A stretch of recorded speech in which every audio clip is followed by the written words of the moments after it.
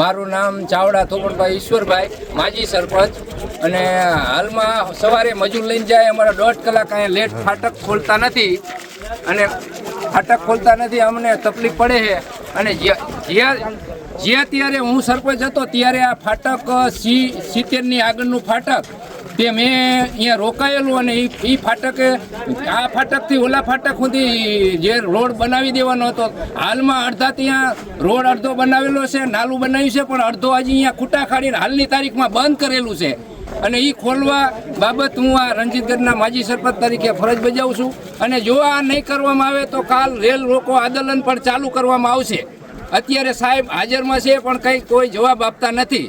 અને હાલમાં અત્યારે પત્રકારો ને બીજા ગામના આગેવાનો આવે છે અને આ ટ્રેન પણ રોકવાની છે. મારું નામ દિલીપભાઈ હરજીવનભાઈ, ગામ રણજીતગઢ. મારી જમીન રણજીતગઢમાં આવેલી છે, જે આ ફાટકને વટીને છે. તો અમે અહીંયા આવી છીએ તો દરરોજ 1.5 થી 2 કલાક ઊભું રહેવું પડે છે. તો અમારી આજે ગામ રણજીતગઢ ગામના બધા જ ખેડૂત મિત્રો ભેગા થયા છે અને અમારી એક જ રજૂઆત છે કે આ ફાટક કાયમ માટે ખુલ્લું રાખવામાં આવે.